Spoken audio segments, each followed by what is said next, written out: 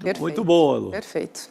E olha, o Ministério da Fazenda, ele informou em nota divulgada hoje que o ministro Fernando Haddad não tratou nem formal nem informalmente com o governo do DF ou com a direção do Banco de Brasília sobre o caso envolvendo a instituição financeira estatal. Segundo reportagem do jornal Estado de São Paulo, Haddad teria dado um ultimato ao governo do Distrito Federal para a realização de um aporte de 4 bilhões de reais no BRB, sob pena do banco sofrer intervenção. Em nota divulgada na semana passada, o BRB disse não descartar que pode receber um aporte do seu controlador, o governo do Distrito Federal. Isso caso seja confirmado prejuízo à instituição no caso do Banco Master. As investigações da Polícia Federal indicam que a fraude financeira envolvendo o Banco Master e o BRB pode chegar a 12 bilhões de reais. A gente conversa agora com o deputado Rodrigo Hollenberg, do PSB do Distrito Federal e autor do requerimento para a abertura da CPI do Banco Master. Olá, deputado, seja muito bem-vindo ao ICL Notícias segunda edição. Já vou emendar a primeira pergunta, tá? Porque receber um aporte do governo significa injetar dinheiro público para resolver um problema do Banco Master, né? Bom, boa tarde, é um prazer aqui participar com vocês do ICL. Sem dúvida, é mais um absurdo lesar a população do Distrito Federal duas vezes. A população já foi lesada por um banco público, pelo BRB, que comprou, é algo inimaginável, 12,2 bilhões de reais de títulos inexistentes do Banco Master, numa operação que foi defendida com unhas e dentes, com o entusiasmo que estranhou a todo mundo pelo governador Ibanez Rocha, que mesmo depois do Banco Central desautorizar a compra do Banco Master pelo BRB por 2 bilhões de reais, com o objetivo de esconder a operação anterior de compras dos 12,2 bilhões de títulos inexistentes, ainda assim o governo do Distrito Federal, através do BRB, contratou, vocês se lembram disso, foi noticiado pela imprensa, o ex-presidente Michel Temer para tentar fazer com que o Banco Central voltasse atrás nessa decisão. E é óbvio, se tem um rombo de 12,2 bilhões de reais de títulos inexistentes, que alguém vai ter que cobrir esse rombo para o banco não quebrar. Se é que é possível isso.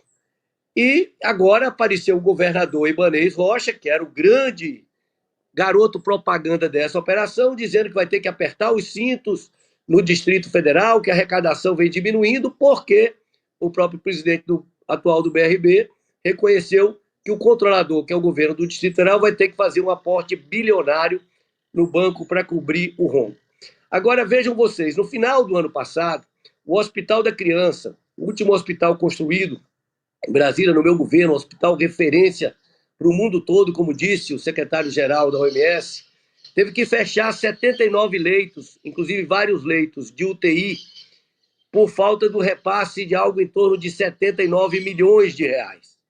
E nós estamos falando da necessidade do GDF aportar bilhões de reais para cobrir um rombo provocado pelo presidente do BRB com o apoio entusiasmado do governador Ibanez Rocha.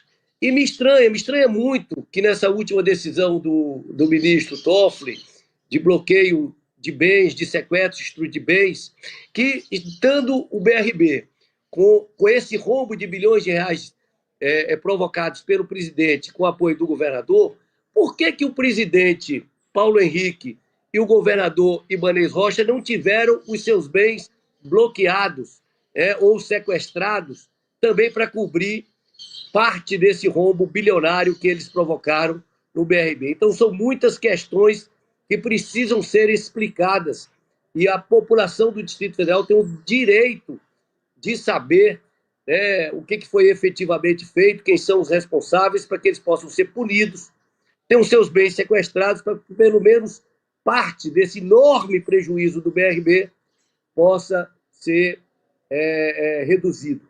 Deputado Rodrigo, a Elô tem uma pergunta para fazer para o senhor. Vai lá, Elô. Boa tarde, deputado. Pois é, o senhor que foi governador do Distrito Federal, né? Eu gostaria que o senhor, se tiver algum outro exemplo que o senhor possa dar da consequência que pode haver para o Distrito Federal se o DF tiver que colocar 4 bilhões ou 2 bilhões que seja dentro do BRB, de onde vai sair esse dinheiro, o que vai acontecer com as contas do Distrito Federal se realmente ele tiver que colocar esse dinheiro todo no BRB. Um caos total, né? Nós já estamos vivendo uma situação de muita dificuldade próxima do caos. Na área da saúde já está um caos. Pergunte a uma pessoa que precisa de um atendimento na rede pública de saúde do Distrito Federal. Ele simplesmente não consegue. Tem uma parcela grande da população hoje que está buscando atendimento no entorno. As pessoas não estão conseguindo fazer cirurgias, né, fundamentais, como cirurgias de câncer, por exemplo. Acabei de dar um exemplo do Hospital da Criança. Foram fechados leitos de UTI, minha gente. Ali uma criança que tem câncer não pode esperar. Ela precisa do leito de UTI naquele momento, senão aquilo pode significar a diferença entre a vida ou a morte. Agora, se o Distrito Federal ainda tiver que aportar bilhões de reais para cobrir o rombo do BRB, nós teremos o caos instalado na cidade. Então, realmente é uma situação muito grave e é muito importante que tudo seja esclarecido, que possa ser colocado luzes acima desse episódio, desse escândalo, que nas palavras do ministro da Fazenda, essa é a maior fraude financeira da história do país. Nós não estamos mais falando de centenas de milhões de reais, nós estamos falando de dezenas de bilhões de reais. E alguém pode acreditar que um banco profissional como o BRB compraria 12 bilhões de títulos inexistentes, ou seja, uma fraude de 12 bilhões de reais, se não tivesse o apoio do governador, o apoio do presidente do banco, ou seja, aquilo, e com uma confiança absoluta na impunidade, e depois uma tentativa de comprar o banco por 2 bilhões de reais para esconder essa operação anterior, não é possível que isso fique impune diante do descalabro que a gente está assistindo no nosso país. Deputado, eu chamo a atenção, Heloísa, das coincidências que aconteceram no mês anterior à compra do Banco Master. Primeiro, muito importante registrar que o PSB foi o primeiro partido a denunciar isso, ainda quando o governador Ibanez manifestou a intenção de comprar o Banco Master. O Ricardo Capelli fez essa denúncia, nós fizemos essa denúncia, o PSB formalizou junto ao Ministério Público Federal, ao Banco Central, à Polícia Federal, mas naquele mês nós tivemos a tentativa de aprovação da PEC da blindagem, que a população corretamente denominou de PEC da bandidagem.